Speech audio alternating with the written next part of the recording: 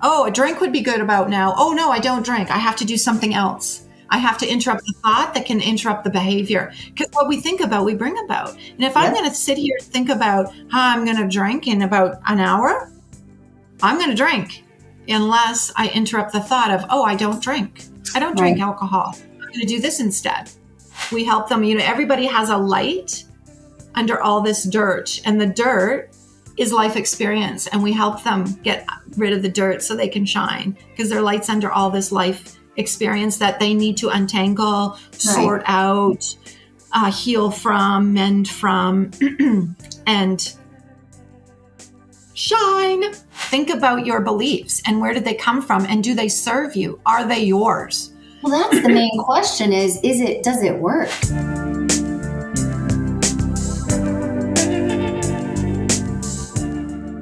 Hey, sober people and sober adjacent people. Welcome to I Have 12 Questions. I'm Amanda Patton, your host, a leading expert on nothing. However, I am in recovery and I love it so much so that I launched this podcast where we get to talk to people who are trudging the road to happy freaking destiny across all the different ways that people get there. So while this is definitely through the lens of recovery and sobriety, these stories and the themes that we'll be covering are universally human. So love, loss, grief, excitement, parenting, outside issues, purpose, God stuff, whatever. In the words of the great Ted Lasso by way of Walt Whitman, I want to be curious, not judgmental. So like I said, we'll be talking to people in recovery. We're going to be talking to experts and practitioners who help those people along their path in recovery. And we're just really excited to hear people tell their stories and to be inspired by them and to create a community of support for everybody in recovery and people who know and love people who struggle with addiction issues and whatnot. So anyways, we're so glad you're here and thanks for listening. Hey listeners, just a quick disclaimer before we get into the interview. These episodes may contain adult language and subject matter that's not appropriate for all audiences. Also, we are not doctors or psychiatrists, so what we share on these episodes is certainly not to be considered medical or psychological advice, just our own personal experiences, which we hope will be helpful to others on a similar quest. So that's it, and thanks for listening. Okay. Hey, sober family and our entire listener community. We have a great show in store for you guys today. And so our guest is Nicole Cameron. And for those of you who may not know, she is a professional coach and a consultant and a woman in recovery, obviously, from alcoholism and myriad other life challenges. And you can find her work at her website, which is www.coachwithnicole.ca. Or you can find her on Instagram at Coach with Nicole, and she's got all her tools and all kinds of, very interesting things. And to find out about kind of what she offers and who the types of people she works with, different modalities, that kind of thing. We're going to talk about that a little bit today as well. But Nicole, welcome to the show. Thank you. I'm so excited to be here with you. Thank you for asking me to have you. I'm glad you said yes. And that we figured out a time. Okay, well, I have to start with an icebreaker, which is if your life had a theme song, what would it be? Oh my gosh, yeah. You know what? I never thought of this before, and when I saw that, I'm like, I think a theme song for me now, maybe not in the past, but now would be. I love this song by Joy Williams, Coming Home. And and I love it because I interpreted it as my perception is that I'm coming home to myself. I'm returning to who I truly am. As this mature woman that I am at 56 years old now, I'm finally figuring out who I am today. And so that song of Coming Home is just, I love it. I just love it. That is beautiful. That is so beautiful. And I relate to that completely. I know for me in recovery, it's been like, I feel like I just got introduced to myself when I got sober, which is really weird at different ages. And that, we always thought we knew who we were, and then you really get into it down to causes and conditions and you start thinking, oh, that's beautiful. I love Mm-hmm. that. Mm-hmm. So when did you get sober? Let's just start with some easy Sure. ones. Yeah. So my very first sober date is November 11th, 2007. Here in Canada, that's Remembrance Day. In the United States, I think it's Veterans Day or Armistice It Day. is. I think it's Veterans Day, November 11th. Yeah. Yeah. And so Or that is, Armistice Day. yeah, that's my very first day of sobriety. And it is my only day. And I hope it will be my only day in the future. That's amazing. A one-ship Yeah. wonder. Like most people don't have that story. So when I meet people who do, I'm just like, wow, you must be very, I don't know, either you were really, really ready or you're very smart. I was very, very desperate. Yeah. I was Yeah. very desperate. I had been rolling around on the bottom for a long time. I was 40 on that day. Wow. Yeah. Wow. So can you take us back through, obviously not your whole life story, but walk us back through what it was like for you in your active addiction and maybe, what led up to it or just kind of your backstory, I guess. So, sure, I'd be happy to do that. And I hope that some listeners can identify. When I was 36 to 40 were my last 4 years of really rolling around on the bottom and really, and I mean on the bottom of whatever that was for me. Mm-hmm. I was rolling around I was struggling and I was really, really struggling. And that was the deepest of my addiction was in that time frame. And it wasn't until I got sober that I realized actually that I had always struggled with alcohol. I had always struggled with my relationship with alcohol. And it wasn't until I had some breathing room and some sober days free of alcohol that I realized that, from my very first drink at 14 years old, I had felt I could breathe. I remember leaving my girlfriend's backyard where her older brother was with a whole bunch of his friends, and it was spring. It was like this time of the year. Mm. And they're saying, here, have a drink, come and join us, have a drink, be a part of, belong. You're a cool kid because, we're asking you to have a few drinks. And I was nervous to say no. And I said yes. And I took that drink and I could breathe. Yes. All of a sudden I was like, I could breathe. Even though I knew it wasn't right, I was 14 years old. I had that drink and I took off up the hill and ran home and hoped and prayed to God that no one would find out that I had had a drink of alcohol. Mm-hmm. My father had some struggles and my mom had some struggles, and alcohol was very prevalent in my life as I was growing up. And I always knew I didn't want to drink like them. I knew I didn't want to get messy. It was a little bit messy when I was younger in our home. And alcohol was prevalent. And so I was scared at 14. And so I didn't play around with alcohol for a long time. And in my 20s, I was out in the clubs and I was having a few drinks and things were fun. And, me and my girlfriends would have a great time. But it switched very quickly. It switched very quickly for me. And I was quickly not having fun. And I was I was in places that I shouldn't have been in. I was in very dangerous situations. And some of my friends were like, well, Nicole, if you're already having a few drinks, I'm not going out with you tonight. They were already starting to, I was not belonging anymore like I was when I was 14 in that backyard. I wasn't belonging anymore. Alcohol turned really quickly for me. But I didn't see it like that then. I thought, no problem. I'll go out without you. Yeah, I'll find new friends. Yeah. But what had happened over the years is that it always got worse. My relationship with alcohol, it always got worse. I was never controlling it, even though I was always trying to manage it. My whole life, trying to manage this relationship with alcohol, and I was never managing it. I had bouts of not drinking. And then always going back to drinking, thinking, well, I'm okay. And, I don't have a problem, and I'm not like them, and I don't drink like them, and I'm much better than that. And I can quit whenever I want to, until I couldn't quit when I wanted to. Yep. Yeah.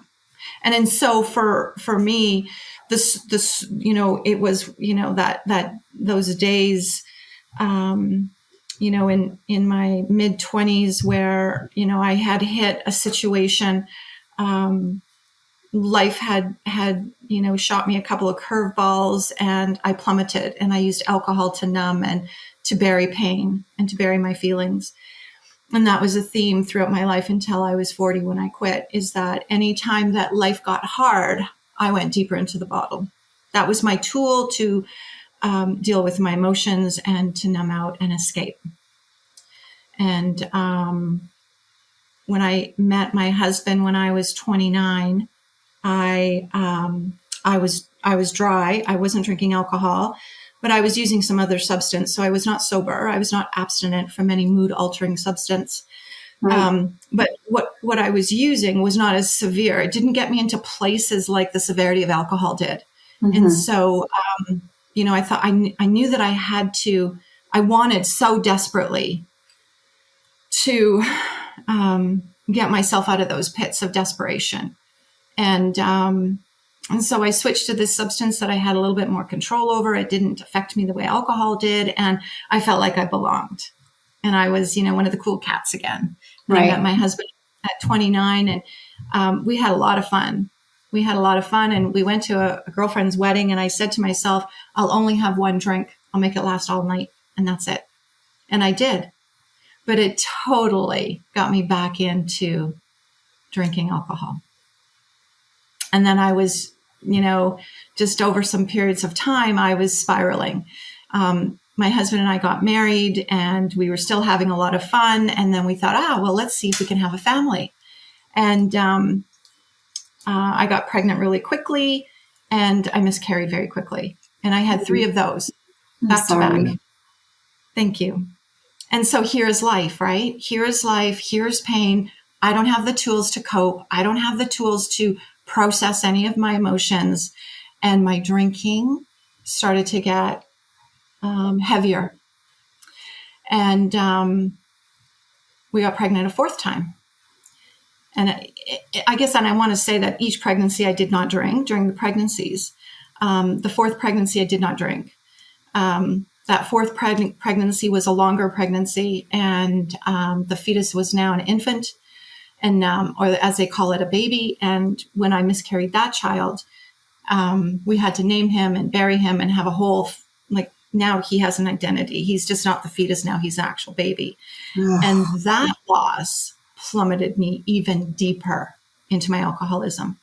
This is how I know I am a true alcoholic, because there was no coping. There was no processing. There was straight numbing. I miscarry at home, and I'm in the bottle from one room to another room. There's no way I'm going to feel this. I'm blotting this out. And that spiral was very, very severe and very, very painful. Very painful. So I don't know the time frame. It doesn't really matter. I pull up my socks, my boot strings, and I got to get back to some kind of normalcy. And after some time, we conceive a 5th time. Lose that one. Again, deep spiral. Right. Now my husband is like, I'm done. I can't watch you kill yourself anymore. I can't.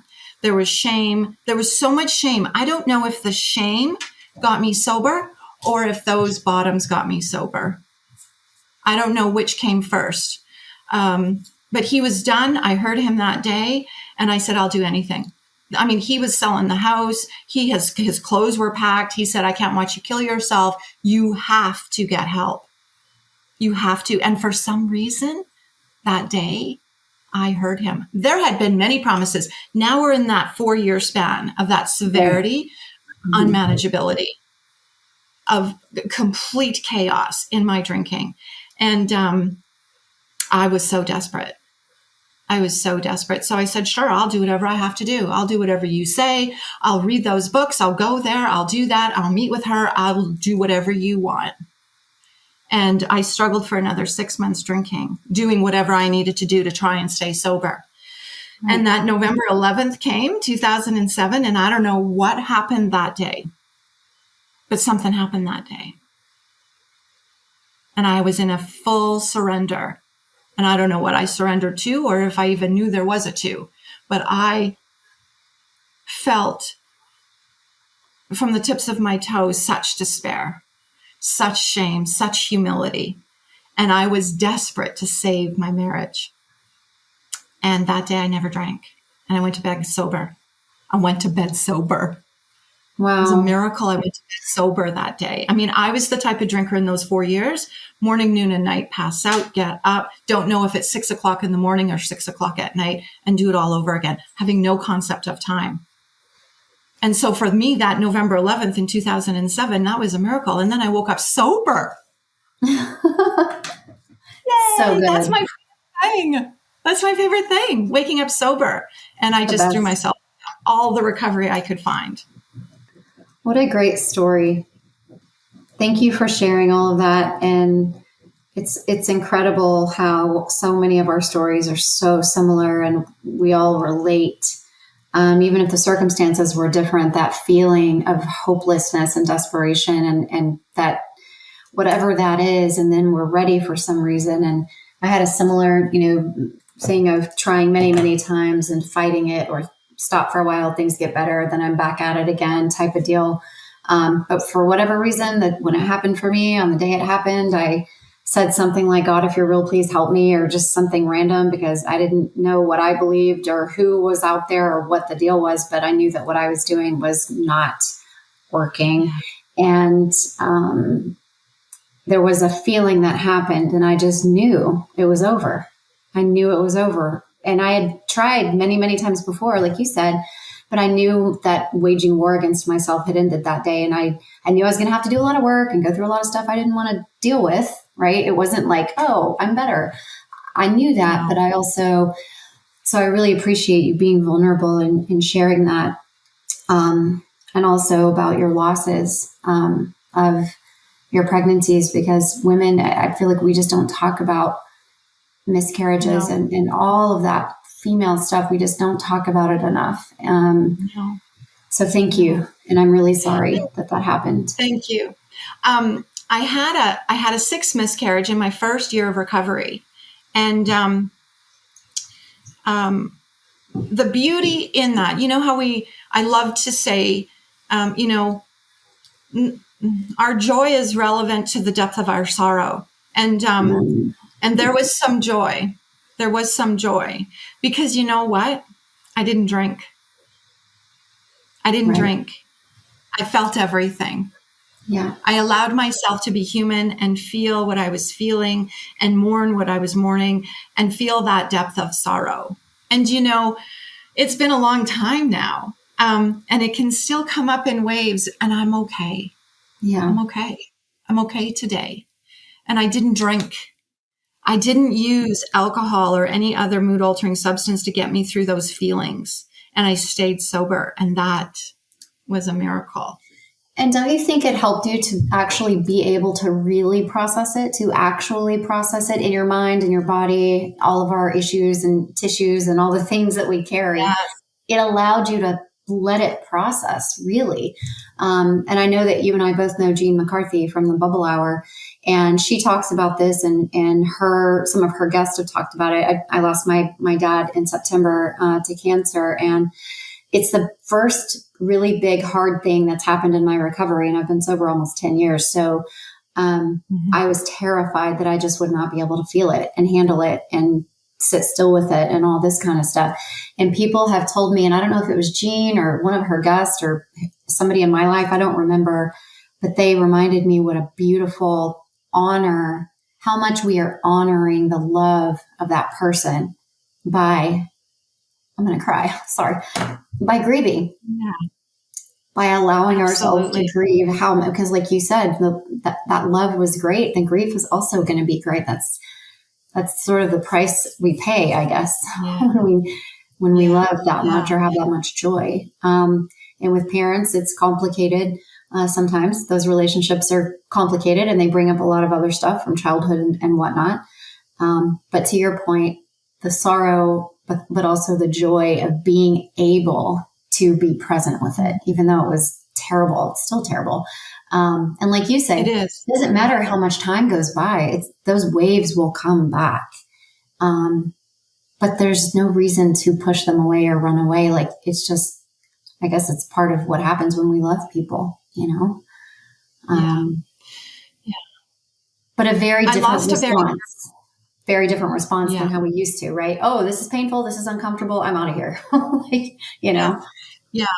And it reminds me of, I'm sorry for your loss with your father. Thank you. I'm very sorry about that. My best friend, and this is what you cued me, because my best friend, who was with me through my alcoholism and my depths of despair, through those miscarriages specifically, and then in my early years of recovery, she actually did die of cancer as well. Started in her breast, and then it metastasized to everywhere. And I was sober enough to watch her and hold her hand and be with her to her very end. And, you know, like you have said, it is extremely, extremely painful. But I did not feel the need to numb and escape. I would hold it together when I was with her, and we would laugh and share and cry and talk about all kinds of wonderful things. And then I would go into my car and I would wave goodbye to her, and I drove around the corner. And that's when I just let out all the emotion. I held it together long enough so that she didn't have to go through that pain. And then I just let myself release. And I can do that sober, as a sober woman in recovery. And I think I was about 5 years sober when she died. Yeah, that's about right. 5 or 6 years sober. And I was able to show up for her. Yeah. It wasn't about me. And it was all about being of service to her. Yes. I'm sorry for your loss too. My goodness. And that's, again, that sorrow and love, right? Yeah. That depth of sorrow is the depth of your love. And the depth of that love is the depth of the sorrow. And that's life. Yes. Man, it's not easy. It's definitely not always easy. That's for sure. When is the last time you thought about drinking? Or a lot of people say, I don't really think about it anymore. So if that's the case, when's the last time you just had one of those moments, whether it was a resentment or a traumatic, memory, a wave of grief, but when's the last time you felt a wobble, in your physical or emotional sobriety, and kind of what did you do to work through it? What's a tool that you used? That's such a good question. The tool that I use, I'm going to start with that, is I do moving meditation. I do a lot of breath work. And I do a lot meditation, meaning like walking or yoga, or what does that mean? I do walking, I do dancing. Okay. Yeah. Yeah. Okay. You're moving your body in. Okay. Gotcha. In my meditation. Yeah. Gardening. I'm in the dirt now here in Canada. It is spring. And I get the dirt. And my feet are on the ground, in my bare feet on the grass. And, nice. And I share. I'm sharing with you. I share with friends. I share with mentors. I have a coach. I share with her. I share with my husband. I do a lot of talking it through. I think, yes, I'm sad. I give myself permission now. It's amazing. But you know what? I still dream about drinking. I don't go day to day thinking about drinking. But I dream about drinking. I still have drinking dreams. And I enjoy it because it reminds me of where I've come from. Yes.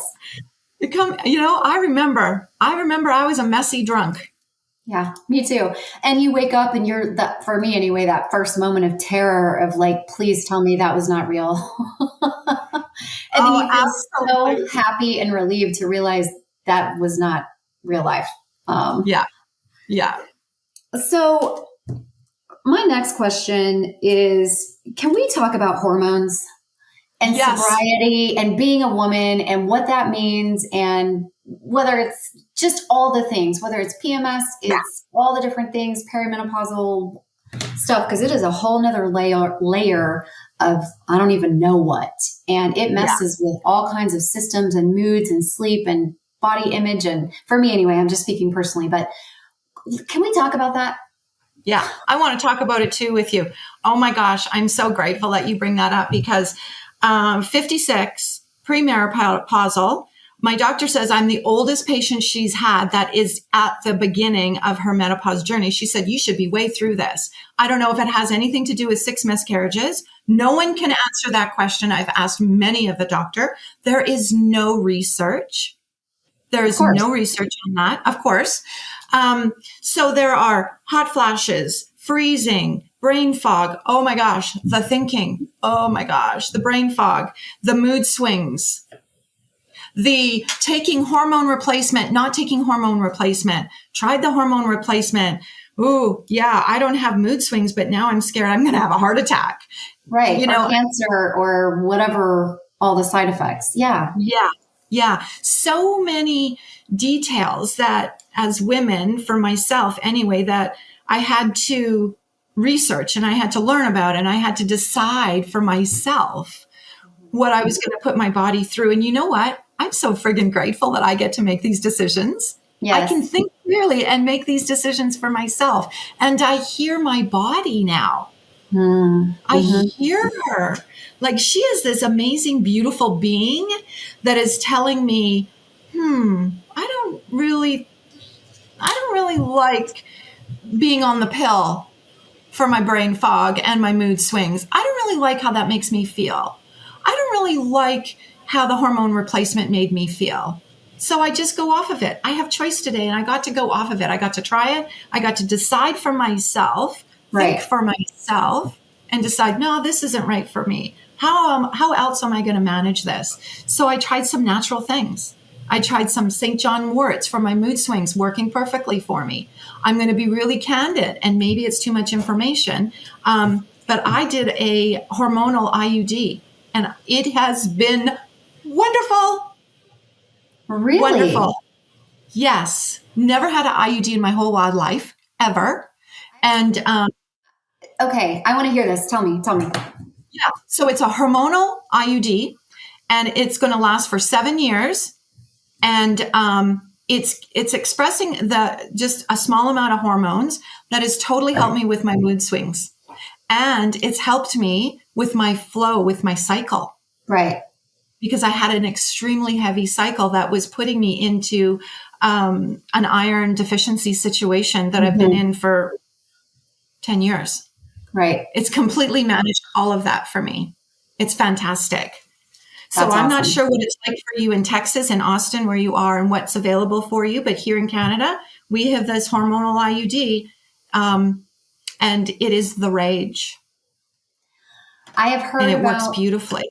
All kinds of different things, and talk to different, because I am perimenopausal. I'm 47. So I think I'm early. I'm on the other end of the spectrum. And I'm like, God, help me. How long is this going to last? And they're like, oh, it can last like 5 to 7 years. I was like, excuse me.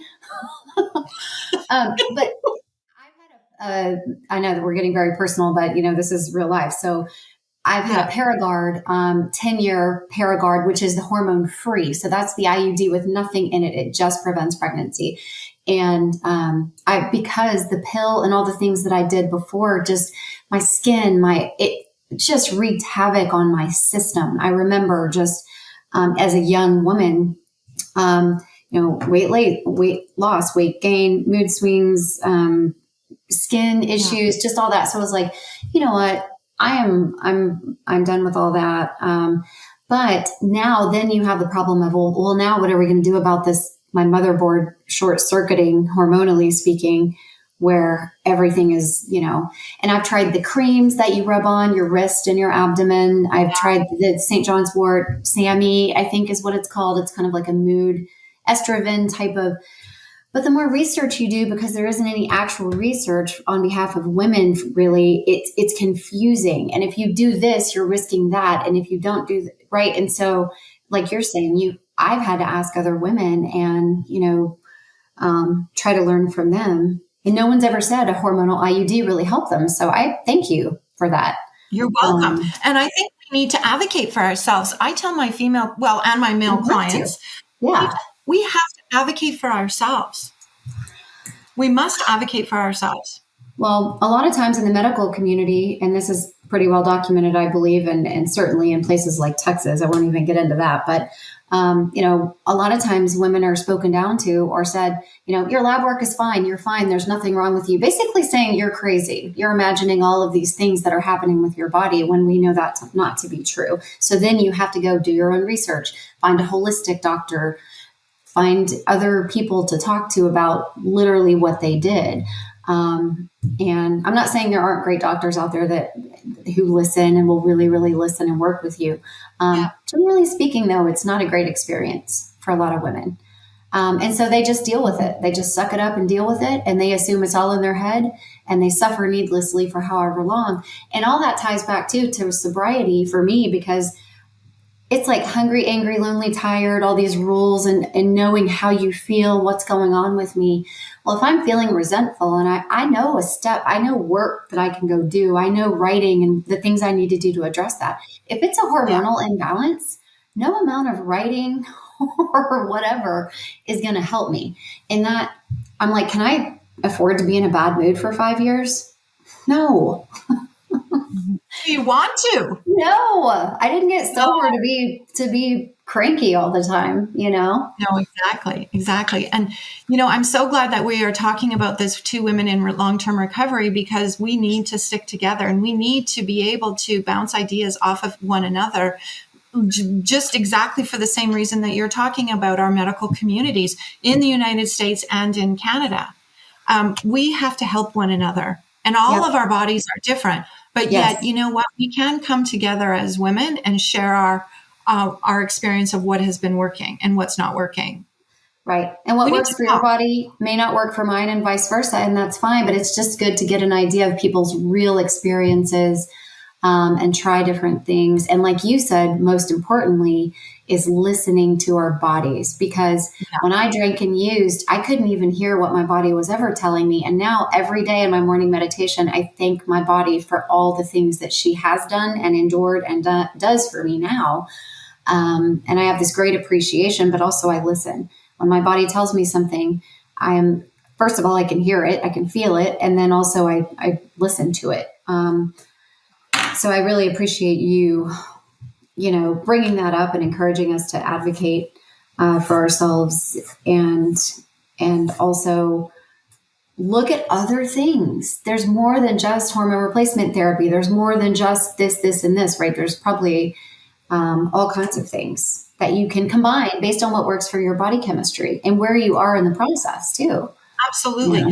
Absolutely. And being able to say, yes, I'm going to try hormone replacement. Yes, I'm going to try birth control pill for this. Yes, I'm going to try hormonal IUD. I'm going to try it all, man. I'm going to try it all. Yep. I deserve to try it all. I'm going to try the naturopaths. I'm going to try Eastern medicine. I'm going to try it all. Because you know what? We can. Yes. And we can. It too ties back to sobriety, recovery, being alcohol free, whatever you want to call it. To me, it's that same approach. There's not just one way.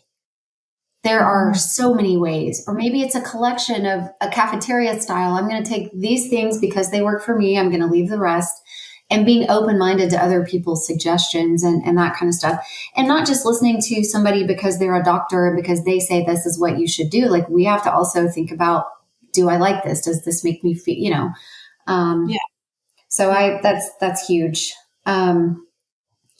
Thank you for sharing that. And I'm going to look into a hormonal IUD because this, I could use more support, especially if this is going to last for a really long time. I know. I don't mean to laugh. I'm laughing because when I was told I got, oh yeah, this IUD will last you 7 years. We hope and pray you will be through menopause by then, Mrs. Cameron. I'm like, oh Lord, help me. It just is so, when I was Googling it, I was thinking they would say like, oh, after, 3 or 4 months, I was just expecting this tiny little, and I read the thing and I was like, is this a joke? What? And no one tells us that. I had one kid and I'm good. And this factory has been closed for many, many years. And there's no intention to ever fire it back up again. So like, why do we still have to do this? Is my whole thing.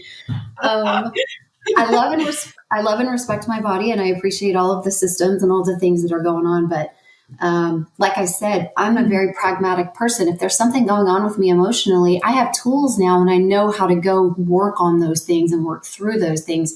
But with hormones, I need help, right? I need assistance and I need to not be embarrassed. I don't want to be embarrassed to talk about it, or act like it's something you don't talk about or whatever. So I love the fact that we're talking about this and I hope it helps a lot of other women just be willing to talk about it, ask for help, advocate for ourselves and all the things we need to do. Yeah. Second opinions all the way. Oh yeah. At least 2. So what is something that makes you genuinely belly laugh? Like something that, because, we talk about keeping a sense of humor, not taking ourselves too seriously, right? Like remembering to be kind of lighthearted in recovery and full of wonder and that kind of thing. So what's something that you do to kind of keep that going in your life with humor or whatever? Oh, well, I just had a huge belly laugh with you. And yesterday, right. And yesterday, being with like-minded people, being honest and open and vulnerable. Yes. And yesterday I thought of you and I thought, oh, I must remember to tell you this. What was I doing yesterday? Oh, I was in a coaching session with a client and she said something so funny. And I was like, I shocked myself at my own sound of my laughter.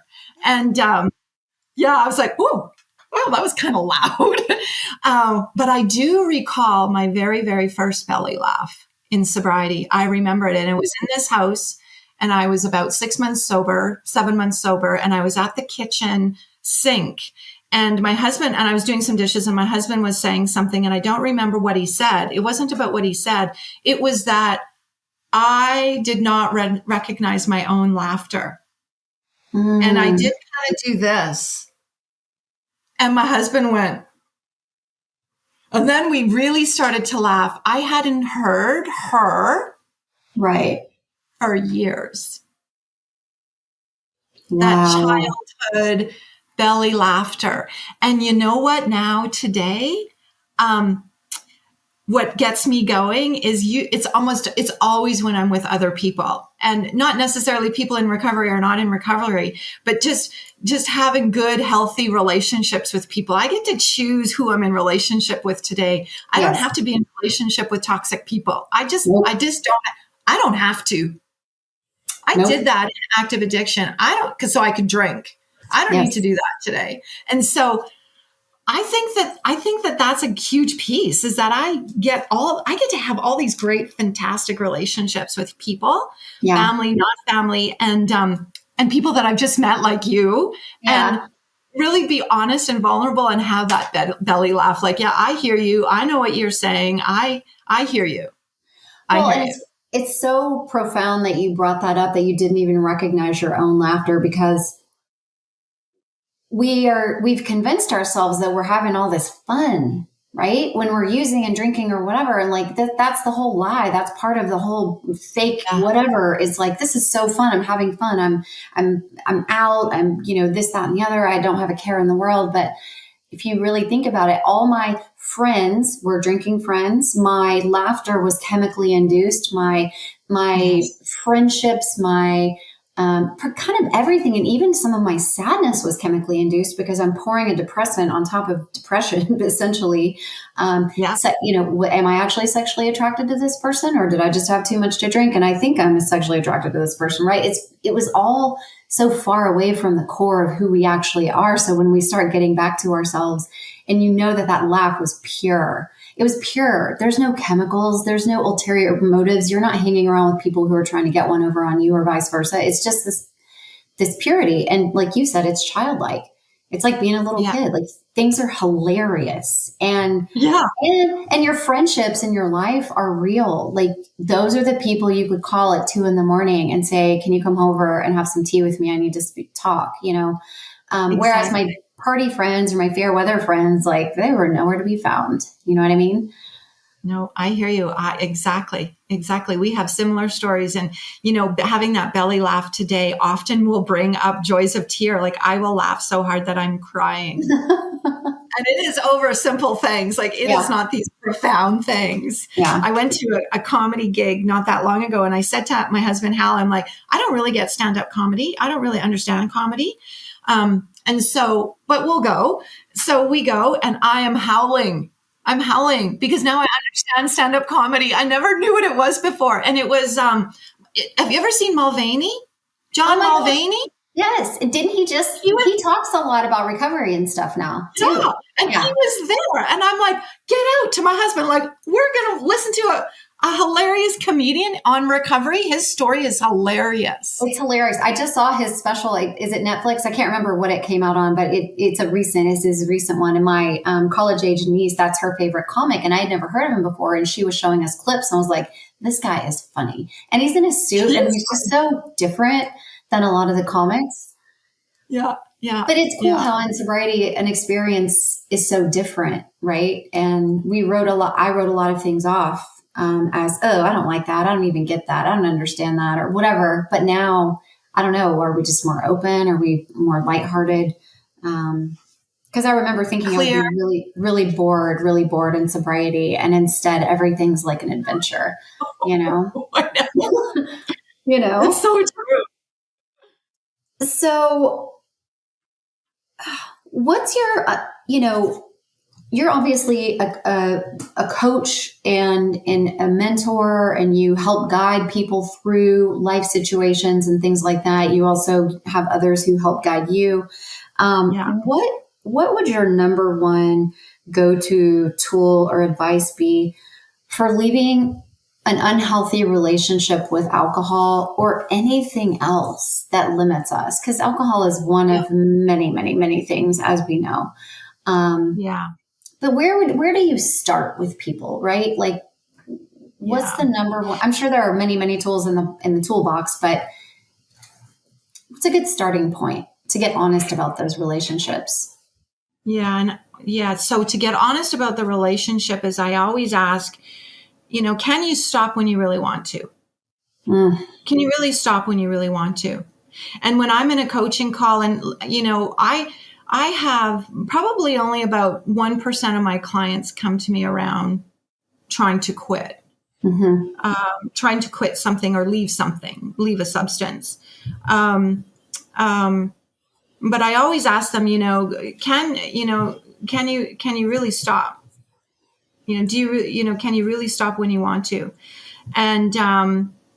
And then once they get really honest in a coaching session, that's complete safety. I do all my coaching on the phone. Some clients I never ever see face to face, and they love it just like that. Yeah. And that's why I only do coaching on the phone. So I create that safety by being really, really confident in ensuring that they're private and that I'm their container for safety. They come to me because they know that it's not going anywhere. And so they can get really honest and vulnerable with me of where they are. And if they can be honest, they can get well. But they have to admit what their relationship with their substance is. And if they're done, they might not be done. And that's okay if they're not done, but be honest about not being done and be honest about being done and not being able to stop. Right.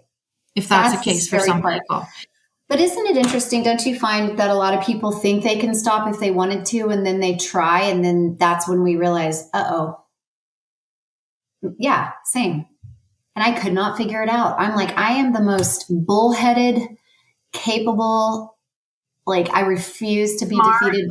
Yes. And I'm like, I don't understand why I can't figure this out. This is impossible.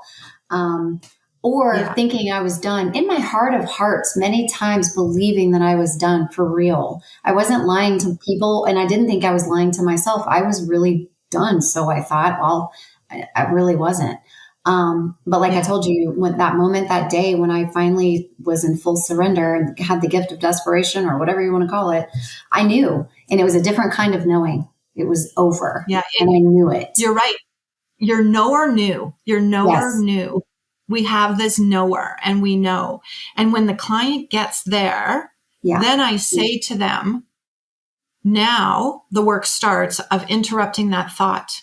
Yeah. We have, we have to interrupt the thought. Oh, a drink would be good about now. Oh no, I don't drink. I have to do something else. I have to interrupt the thought that can interrupt the behavior. Because what we think about, we bring about. And if I'm going to sit here and think about how I'm going to drink in about an hour, I'm going to drink unless I interrupt the thought of, oh, I don't drink. I don't drink alcohol. I'm going to do this instead. Oh yeah, I don't shop at alcohol stores. Here in Canada, we're lucky we don't have alcohol in our grocery stores like you guys do in the States. Yeah, we do. So I can bypass liquor stores, and I just drive by them and say, oh yeah, I don't shop there, or there anymore. I have to interrupt my thoughts, and then I can interrupt the behavior. It's about interruption, and that's where I start always. Right. So smart.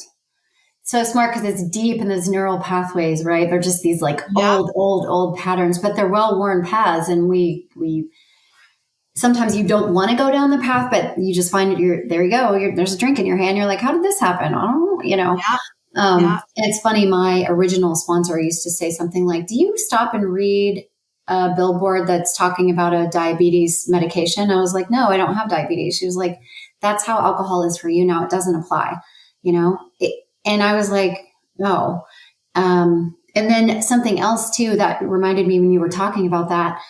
And it's the fact I needed to understand that this was not willpower and this was not intellectual. It was truly retraining the brain, replacing habits, behaviors, patterns, people, places, thing, all the stuff. Several years sober, I walked into this venue where there was going to be a concert, and I was so excited. I was in Denver, Colorado. It was a gorgeous day, and I was so excited, just bubbling to see this show.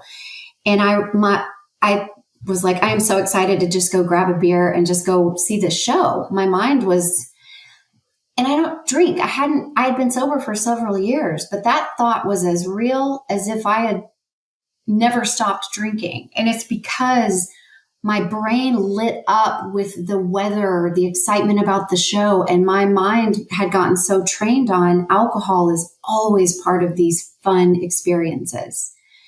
And what'd you do? 2 seconds later, my brain was like, what? You don't even drink anymore. But it was such a weird thing to observe my own mind do what it does. But I didn't have to act on it. Nope. But it scared me. Interrupted. I'm not going to lie. It scared me. Oh, yeah. That's how quickly. But look at what you did. You interrupted and you replaced. And that's exactly what I coach and consult people with.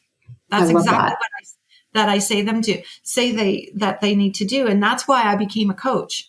Because all the coaching that was on my list as a question. Why did you become a coach? Okay. Yeah. Yes, please. Yeah. Because I am fascinated with the cognitive thought. I'm fascinated what happens to our thinking when the drinking is gone. That's where it started for me. And I was a client. And I didn't hire my coach for substance or alcohol or anything like that. I was 3 years sober and I was starting a new business, and I hired her for that. And I fell in love with the whole process. And that's how I became a coach. Then I started just taking coaching courses all over the place. And the last one that I took is narrative coaching, but all of my coaching has been about cognitive thought. And narrative coaching is about, it's a definite guide to creating new stories. Dumping those old stories. I'm in Colorado. The music is on. This is my favorite band, one of my favorite bands. The weather is beautiful. I'm just going to go grab a beer. That's an old story. Yep. So I help you go through, I untangle all of that, and you create a new story, and then you live in the new story. And the old story is an old story. It gets retired. But that's narrative coaching, self-sabotage, narrative thinking, and it's all about the thought.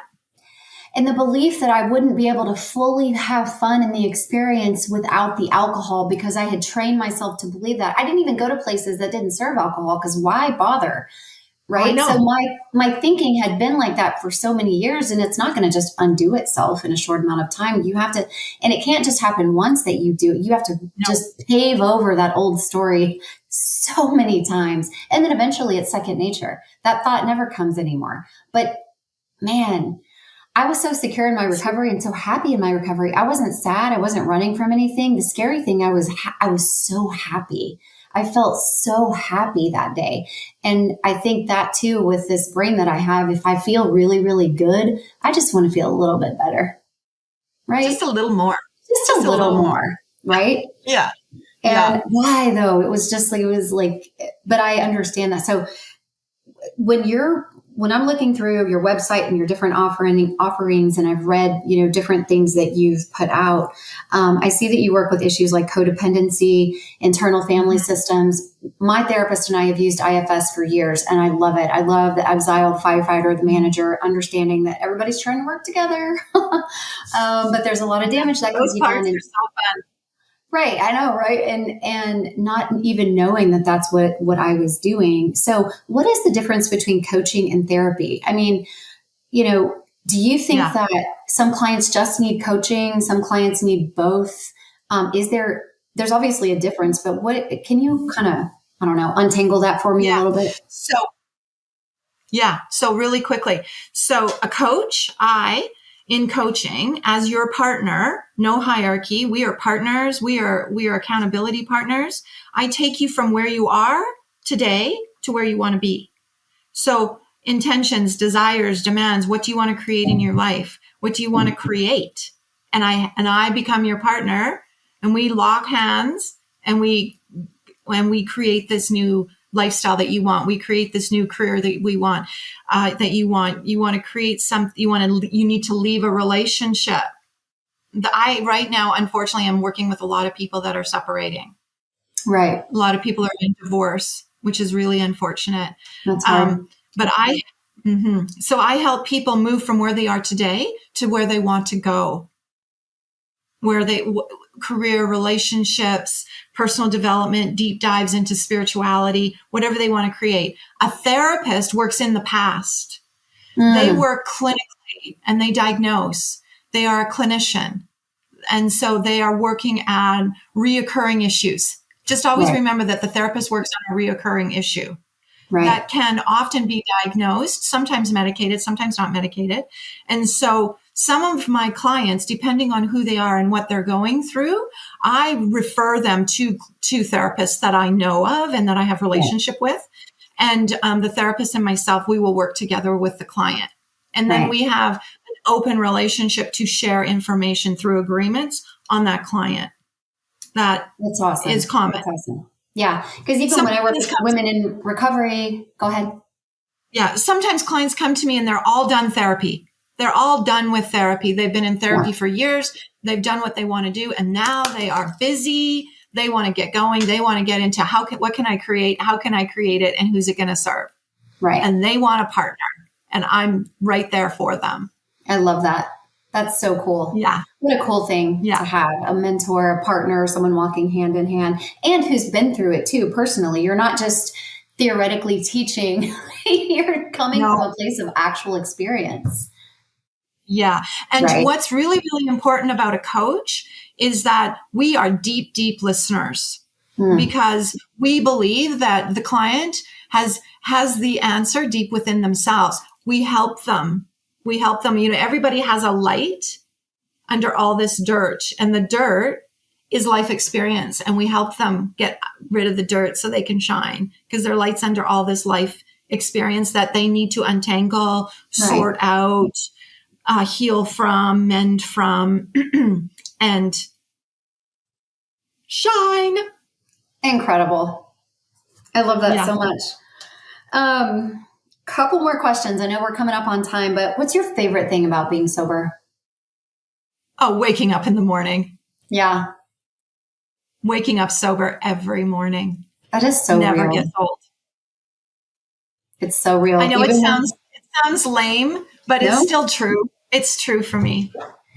But anybody who's lived in that hell of waking up hungover, getting crappy sleep, wondering what happened the night, just that terror and the panic, and then the anxiety that comes from the withdrawal of the alcohol, and knowing you have to face the day, and to wake up, even if I'm feeling very hormonal it doesn't matter. That is nothing compared to the hellscape that we woke up to every single day.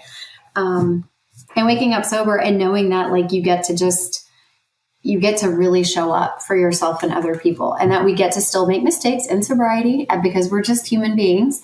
But it's not going to be on account of alcohol. It's going to be just our humanity, Exactly.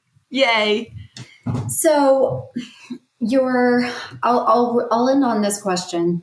And again, I want to remind our listeners that they can find your work at coachwithnicole.ca, at your website, or you're on Instagram at Coach with Nicole. I love your posts, by the way. They're always succinct and thought-provoking and encouraging. And I can totally see how it feels like a coach, like a coach who's kind of letting you figure it out by yourself, but also with support and with encouragement and helping you to uncover things, because we have blind spots. We all have blind spots. There's no way I can ever see my own stuff That's right. without help, So I do love looking at your Instagram, but your website talks about exploring your habits of thinking. And I'm wondering if you could just give us a real world example, maybe like a little mini session that we can apply to our lives. Can it be distilled down like that, or is that too big of a... Yeah. So no, I thought a little bit about this. So this is what I'd like to leave you and your listeners with, is that, we take on generational beliefs. We take on generational beliefs from fathers, mothers, sisters, brothers, teachers, neighbors, aunts and uncles, people that we really, really love and have this fragile underpinning of trust with.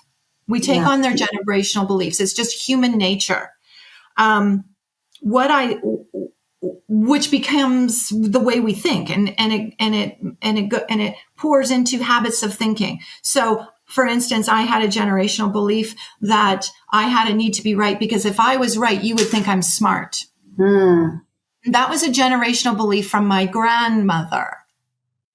And I took that on, and I lived a long time with trying to make you think that I was smart with a need to be right. But my need to be right, if I'm right, you're wrong. And I'm crushing your self-esteem by my need to be right, because I have a generational belief that if I'm right, I'm smart.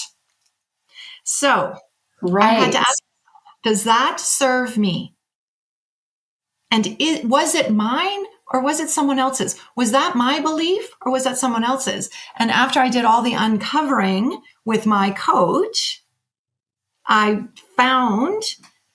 discovered that was my grandmother's belief that I took on as my own that did not serve me. So then I had to do the untangling and work in my thinking to let go of that generational belief that I had for 30 years that was hurting me and people that I loved. Right. So do you think that you needing to be perceived as being smart was some form of validation? Like you were seeking validation essentially at the root of that, maybe.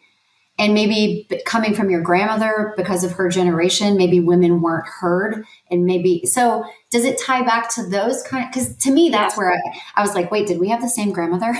I have that thing where I need to be right. Okay. But in recovery, I've learned, it's that humility of like, if I had all the answers, And also I always want to keep learning. And so I don't want to have all the answers. And I learned some of the most important things from people that I vehemently disagree with on really fundamental things. And I may not be comfortable conversations, but man, they teach me about myself, how I can be intolerant of intolerance. Like if someone else is doing it in a way that I don't agree with, it's wrong. But if I'm doing it, somehow it's justified. I don't know.